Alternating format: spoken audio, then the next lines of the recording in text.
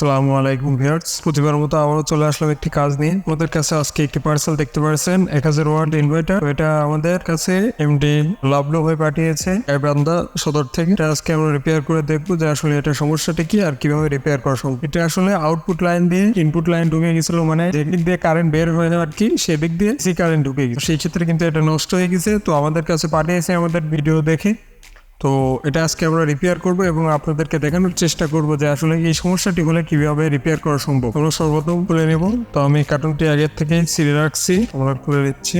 এটা যে সে আমাদের কাঙ্ক্ষিত ইনভার্টারটি সোলার পর ইনভার্টার, মানে সোলার থেকেও কিন্তু সরাসরি এটা চালানো যাবে। আমরা দেখতে পাচ্ছি ছোটখাটো একটি ইনভার্টার সোলার থেকে বা আমাদের ব্যাটারি থেকে শুধুমাত্র এটা কারেন্ট তৈরি করবে, কিন্তু এটা চার্জ দেওয়ার মতো কোনো সিস্টেম নাই। তো এটা আমরা খুলে দেখবো যে আসলে সমস্যাটি কি বা কিভাবে এটা রিপেয়ার করা সম্ভব। আমরা এটা খুলে নিচ্ছি। এটা খুলে যে আমাদের ইনভার্টার, যে সোলার ইনভার্টার 1000 ওয়াট 1000 ভিএ, ওইটা আমরা খুলে দেখবো বা রিপেয়ার করবো। তার সাথে কিছু মসফেট আমরা দেখতে পাচ্ছি ভাই প্যাকেটে করে দিয়ে দিছে। ও তো ভাই এটা রিপেয়ার করার চেষ্টা করছিল যে 740 মসফেট আর 740 তিনটা মসফেট কিন্তু এটার সাথে। আর সাথে আমাদের কথা হয়েছে এর আগে যে ভাই তার ডিস্ট্রিক্টের থেকে সার্ভিস করার চেষ্টা করছিল, এটা তো সার্ভিস করা সম্ভব হয়নি, আমাদের কাছে পাঠিয়ে। আমরা সর্বপ্রথম খুলে প্যাকেটটি সাইডে রেখে দিয়ে সর্বপ্রথম আমরা যাতে এটা চেক দিব যে আসলে আমাদের ইনভার্টারটি শর্ট আছে। আমরা মিটারটি নিয়ে আমরা অবশ্যই সর্বপ্রথম ইনভার্টারটি চেক করে দেখবো যে ইনভার্টারটি শর্ট আছে কিনা।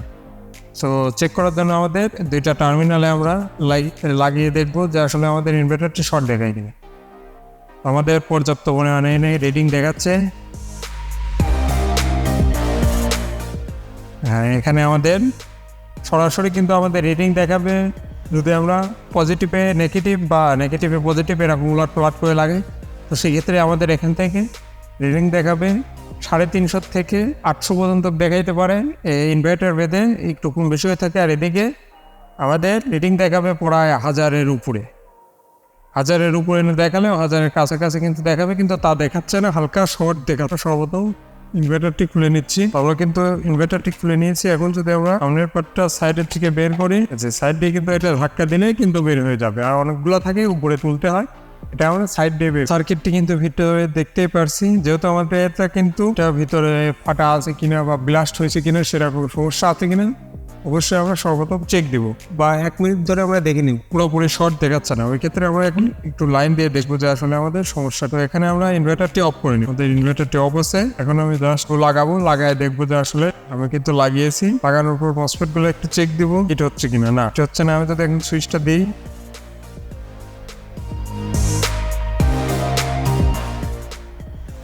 বন্ধুরা আমাদের লাইন দেওয়ার সাথে সাথে কিন্তু এখান থেকে ধোঁয়া বের হয়ে আসে। তার মানে আমাদের মসফেটটি শর্ট অবস্থায় ছিল বা শর্ট। এখানে কিন্তু আমাদের ফল্ট প্রাপ্তি জ্বলেছিল, মানে লাল বাত। আমরা যেহেতু আমাদের ইনভার্টারটি এখান থেকে ধোঁয়া বের হলো হালকা পাতলা, তো আমরা এটা সর্বপ্রথম খুলে নিব। এখানে আর দেখার কোনো প্রশ্ন আসে না। তো যেহেতু আমাদের ইনভার্টারটি শর্ট, হালকা 19 কুড়ি হলেই কিন্তু আমাদের মসফেট গুলো নষ্ট হওয়ার চান্স থাকে। বন্ধুরা দেখতে পাচ্ছেন আমাদের ইনভার্টার সার্কিটটি কিন্তু আমরা বের করে নিয়েছি। এখন আমরা লাইন গুলো চেক দিব বা মসফেট গুলো চেক দিব। লাইন কোনো জায়গায় কেটে গেছে কি ফেটে গেছে সেরকম কোনো প্রবলেম আছে আমরা মোটামুটি কিন্তু এখানে কোনো কাজ করা দেখছি না। শুধুমাত্র এসি সাইডে একটু কাজ করা হয়তো, ডিসি সাইডে কিন্তু কোনো কাজ করা হয়তো। যেহেতু ডিসি সাইডে কোনো কাজ করা হয় নাই, তারপরে কিন্তু মসফেট গুলো এখানে সমস্যা হলো। তো যাই হোক, ওটা আমাদের দেখার বিষয় না, আমরা কাজ করবো। সর্বপ্রথম আমরা যে কাজটি করবো, আমাদের মিটার দিয়ে বা মাল্টিমিটার দিয়ে আমরা সর্বপ্রথম সার্কিটটি চেক দিব। আসলে আমাদের কোন কোন মসফেট গুলো শর্ট বা কিভাবে এটা রিপেয়ার করবো। আমরা এটা খেয়াল করতে হবে যে আমাদের কোথাও লাইন পুড়ে গেছে কি ফেটে গেছে কিনা। তো যেহেতু আমার এটা ফিটে যায় নাই বা পুড়ে যায় নাই, সেরকম কোনো প্রবলেম পাচ্ছে না। কিছু কিছু মসফেট কিন্তু কালো হয়ে গেছে, তো সেটা কিন্তু আপনাদেরকে আমি পূর্বেও বলেছি। এটা একটু আমরা চেক, হ্যাঁ দেখতে পাচ্ছেন বিপ সাউন্ড দিচ্ছে। আমি যদি একটু হালকা জুম করে আপনাদেরকে দেখাই, আমি মসফেট গুলো চেক করে দেখাবো। আমাদের মসফেট শর্ট আছে কিনা সেটা আমরা একটু চেক দিচ্ছি। আমাদের এটা শর্ট নাই। এটা যদি আমরা দেখি, এটা আমাদের শর্ট নাই। এটা যদি আমরা দেখি,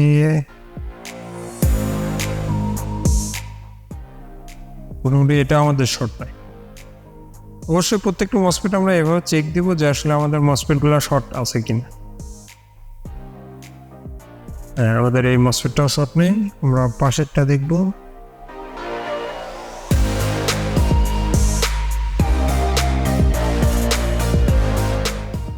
পাশের যে ডায়োডটি থাকে এটা কিন্তু শর্ট দেখাচ্ছে, সম্পূর্ণ শর্ট দেখাচ্ছে, এটাও কিন্তু আমাদের শর্ট দেখাচ্ছে। ডায়োড হবে, হ্যাঁ এটা ডায়োডটি কিন্তু এটা রেকটিফায়ারের কাজ করে থাকে। আর এটা আমার লাইন 1, মানে আমাদের এই ডায়োডটি ঠিক আছে। আমরা ডিসি সাইডের মসফেট গুলো একটু চেক করবো। তো আমাদের ডিসি সাইড থেকে একটু ধোয়া বের হয়ে আসলে লাগানোর কাজে আমাদের ডিসি সাইডের মসফেটটা পুরোপুরি শর্ট দেখাচ্ছে। এটাও কিন্তু শর্ট দেখাচ্ছে, এটাও শর্ট দেখাচ্ছে। প্রত্যেকটা মসফেটে কিন্তু ডিসি সাইডের শর্ট দেখাচ্ছে। আমরা সর্বপ্রথম মসফেটগুলো খুলে নিব, তারপরে দেখবো যে আসলে আমাদের শর্ট দেখায়। যেভাবে এখন শর্ট মসফেট হয়ে গেছে, তো আমরা এখন মসফেটটা খুলে দেখবো। এটা পুরোপুরি চাইনিজ একটি মসফেট। এগুলো কিন্তু আসলে সচরাচর আমাদের পাবনাতে বা যে কোনো আমাদের বাংলাদেশে পার্সের দোকানে অ্যাভেলেবল পাওয়া যায় না। তো সেই ক্ষেত্রে কিন্তু আমরা এখানে 3205 মসফেটগুলো ইউজ করতে পারি ডিসি সাইডের জন্য। এই যে দেখতে পাচ্ছেন 3205 মসফেট, নাম্বার দেখা যায় কিনা। তো এটা আমরা ডিসি সাইডের জন্য ইউজ করবো এবং এসি সাইডের জন্য 740 বা 840 এই মানের মসফেট গুলো ইউজ করতে পারি। তাহলে আশা করি আমাদের সার্ভিসটা আগের থেকে বেটার পজিশনে পাবো আমরা। তো আমরা যেহেতু দেখে নিচ্ছি যে কোথাও কোনো ফল্ট আছে কিনা, সেরকম কোনো ফল্ট নেই। সর্বপ্রথম আমরা মসফেট গুলো চেঞ্জ করবো। আর অবশ্যই এই যে আমাদের মসফেটের অনেকেই না জেনে মসফেট চেঞ্জ করে, কিন্তু প্রতিনিয়ত মসফেট গুলো নষ্ট হতেই থাকে। অবশ্যই মসফেটের সোর্স মানে গেট ভোল্টেজে যায়, আর গেট ভোল্টেজে একটি ভোল্টেজ যায়। ভোল্টেজ যাওয়ার জন্য কিন্তু একটা রেজিস্ট্যান্স পার হয়ে কিন্তু একটা যায়। এই রেজিস্ট্যান্স গুলো যদি শর্ট হয়ে থাকে, যে 10 ওহমস থাকতে পারে বা 22 ওহমস বা 20 ওহম, তো অবশ্যই বেশিরভাগই 10 ওহমস এখানে রেজিস্ট্যান্স গুলো ইউজ হয়। 10 ওহমস রেজিস্ট্যান্স শর্ট হয়ে গেলে সেই ক্ষেত্রে কিন্তু যতগুলো মসফেটই আপনারা লাগাবেন নষ্ট হতেই থাকবে।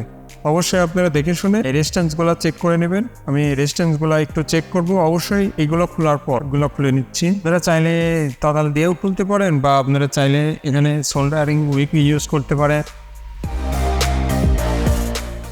তো বন্ধুরা দেখতে পাচ্ছেন আমরা মসফেট গুলো খুলে নিয়ে চেক করে দেখবো যে আসলে আমাদের মসফেট গুলো শর্ট না লাইন গুলো শর্ট। তো আপনাদের দেখানোর জন্য আমি মসফেট গুলো একটু চেক দিচ্ছি।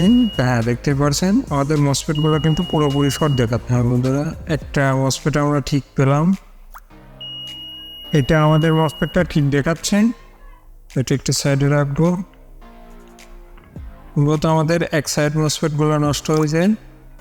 হ্যাঁ এক সাইড মসফেট আমাদের নষ্ট হয়েছে, কিন্তু আমরা যেহেতু ভাই দূর থেকে পাঠিয়েছে, আমরা 4টা মসফেটই নতুন লাগিয়ে দেবো। এই মসফেটটাও হালকা শর্ট দেখাচ্ছে, হালকা কিন্তু শর্ট দেখাচ্ছে। হ্যাঁ এক কথায় আমাদের লাস্টের যে সাইডটা থাকে সেই লাস্টের সাইড থেকেই কিন্তু ধোঁয়াটা বের হয়েছে, ওখানে ফায়ার করছে আর ওখান থেকেই কিন্তু আমাদের এইটা নষ্ট হয়েছে। অবশ্যই আমরা একদম ফেটে কি অবস্থা হয়ে গেছে দেখতে পাচ্ছেন। আমরা অবশ্যই 3205 মসফেট এখানে ইউজ করবো ডিসি সাইডের জন্য। আর অবশ্যই আমরা এখানে একটু চেক দিব যে আমাদের গেট ভোল্টেজের রেজিস্ট্যান্সগুলো ঠিক আছে কিনা। তো আমরা এখানে একটু চেক দিয়ে নিচ্ছি যে এখানে কিছু শর্ট দেখায় কিনা। হ্যাঁ এখানে শর্ট দেখাচ্ছে না। যদি আমরা দেখি এখানে শর্ট দেখাচ্ছে না। হ্যাঁ এখানে শর্ট দেখাচ্ছে না। এখন আমরা একটু ডিসি সাইডটা আবার এসি সাইডটা একটু চেক দিব যে এসি সাইডে আমাদের কোনো সমস্যা দেখায় কিনা। এখানে কিছু রিডিং দেখাচ্ছে, এখানে কিছু রিডিং দেখাচ্ছে। ওকে কিছু রিডিং কিন্তু দেখাবেন, তারপরেও আমরা একটু চেক করে নিলাম। আর এইগুলো আমাদের কিন্তু ডায়োড, এই ডায়োডগুলো কিন্তু শর্ট দেখায়। দেখতে হবে যে মাঝখানের পিন থেকে কোনো সমস্যা হয় কিনা, মাঝখানের পিন থেকে এটা শর্ট দেখায় কিনা বা এটাতে শর্ট দেখায় কিনা। মাঝখানের পিনের থেকে কিছু রিডিং দেখাবে কিন্তু শর্ট দেখাচ্ছে না। হ্যাঁ তারপরে আমরা বুঝতে পারলাম যে আমাদের এই ডায়োডটি ঠিক আছে। আমরা একটু চেক দেবো আমাদের রেজিস্ট্যান্সগুলো ঠিক আছে কিনা। যেখানে আমি 200 ওহমসে নিয়ে নিলাম, তারপর আমরা মিটারটা কিন্তু 200 ওহমসে 2000 ওহমসে সিলেক্ট করে দিয়েছি। চেক দিব, তো এটা আমরা যদি চেক দিই এটা আমাদের কত ওহমস, এখানে আমাদের 30 ওহমস দেখাচ্ছে। এটা যদি আমরা চেক দিই 30 ওহমস, যদি আমরা চেক দিই এটা 30 ওহমস। লাস্টটা যদি চেক দিই এখানে একটু এলোমেলো দেখাচ্ছে, এটা শর্ট হয়ে গেছে, লাস্টেরটা শর্ট হয়ে গেছে। তো মোট 3টা রেজিস্ট্যান্সের মাধ্যমে আমি এখানে 33 ওহমস বানিয়ে নিয়েছি। এখানে দেখতে পাচ্ছেন 10 ওহমস 2টা এবং 15 ওহমস একটা, 12 ওহমস একটা, তাহলে আমাদের 32 ওহমস হয়। তো পুরোপুরি আমরা হালকা 1 ওহমস কম বেশি হলে সমস্যা হবে না আশা করি। আমরা এখানে এই রেজিস্ট্যান্সটা দুইটা ইউজ করব। আমরা দুইটা রেজিস্ট্যান্স সর্বপ্রথম লাগিয়ে নেব, এখানে লাগাই দেবো। এখানে আমরা যে অনুযায়ী রেজিস্ট্যান্স ছিল 33 ওহমস, সেই অনুযায়ী কিন্তু রেজিস্ট্যান্স আমরা লাগিয়ে দিচ্ছি সুন্দর করে রাং দিয়ে। আমরা এখানে 33 ওহমস রেজিস্ট্যান্স কিন্তু এই অনুযায়ী লাগিয়ে দিয়েছি, দেখতে পাচ্ছেন। আমরা হালকা একটু সাইডে করে দেবো যাতে আমাদের মসফেট লাগানোর সময় কোনো রকম প্রবলেম না হয়। এখানে 3205 ইউজ করতেছি মসফেট। আর আমরা এসি সাইডের মসফেট গুলো চেঞ্জ করবো। আমাদের যে ভাই ওখানে লাগিয়েছে যে মসফেট গুলো, ওই মসফেট আসলে এখানে কাজ করবেন। তো আমরা যে ভাই আমাদের কাছে পাঠিয়েছিল যে মসফেট গুলো মানে ছিল, এইগুলাই ছিল 740। এটা যদি আমরা একটা চেক দিই, এটা যদি ঠিক থাকে এটা লাগিয়ে দিতে পারি আমরা। আমাদের এখানে কিন্তু এই মসফেট গুলো লাগাইছিল, তো এগুলো আমরা খুলে ফেলছি। এখানে আমরা এর বদলে 840 মসফেট গুলো লাগিয়ে দেবো। তারপর আমরা লাইন দিয়ে দেখবো যে আসলে আমাদের সমস্যাটি সমাধান হয়। সুন্দর করে ঝালাই করে দেবো।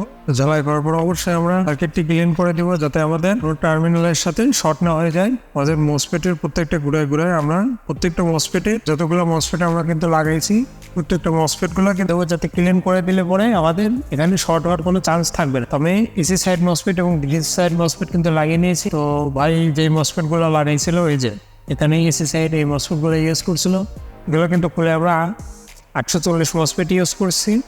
এবং ডিসি সাইডে যে মসফেট গুলো ছিল আমরা 3205 মসফেট কিন্তু ইউজ করছি। তো এখন এখানে আরও কিছু কাজ আমি করছি আপনাদেরকে। এই যে দেখতে পাচ্ছেন এখানে আমাদের 32 ওহমস রেজিস্ট্যান্স আমরা সিরিজ করে বানিয়ে দিয়েছিলাম। তো সেক্ষেত্রে এখানে জায়গা কম, যেহেতু জায়গা কম, সেক্ষেত্রে আমি একটু লক্ষ্য করে দেখলাম যখন এইটা আমরা লাগিয়ে দিতে যাবো তখন কিন্তু এই যে আমাদের রেজিস্ট্যান্সে লেগে গেলে কিন্তু শর্ট হয়ে যাওয়ার সম্ভাবনা থাকে।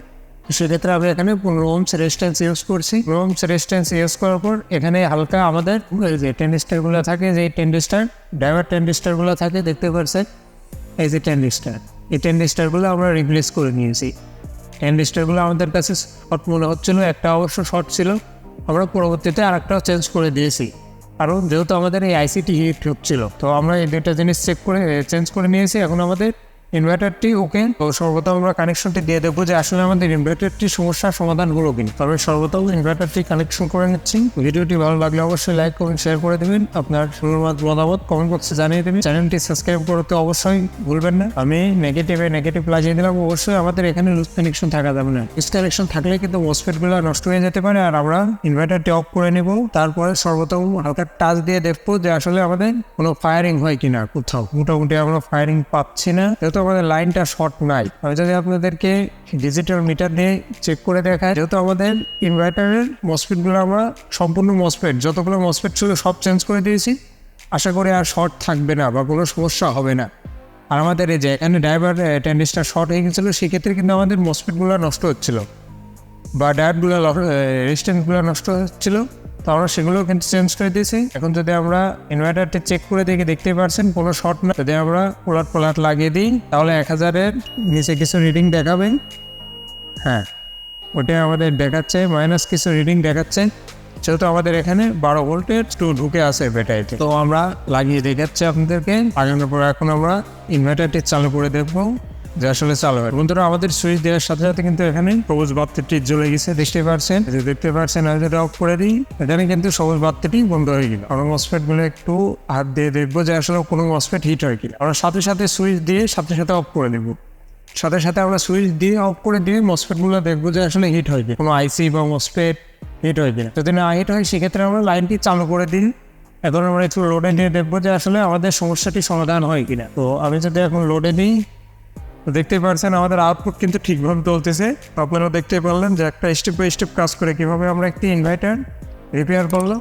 ভিডিওটি ভালো লাগলে অবশ্যই লাইক কমেন্ট শেয়ার করে দেবেন। আপনার মূল্যবান মতামত কমেন্ট বক্সে জানিয়ে দেবেন। তো এছাড়াও আপনারা দেখতে পাচ্ছেন আমাদের লোড কিন্তু চলতেছে। আমি যদি আপনাদেরকে এম্পিয়ার মেপে দেখাই যে আসলে কত এম্পিয়ার এটা নিচ্ছে, একদম কম এম্পিয়ার কিন্তু নিচ্ছে। দেখতে পাচ্ছেন 1 এম্পিয়ার 2 এম্পিয়ারও কিছু কম নিচ্ছে, 4 এম্পিয়ার মতো নিচ্ছেন। যদি আমি লোড বন্ধ করে দিই তাহলে কিন্তু এম্পিয়ারও কমে যায়।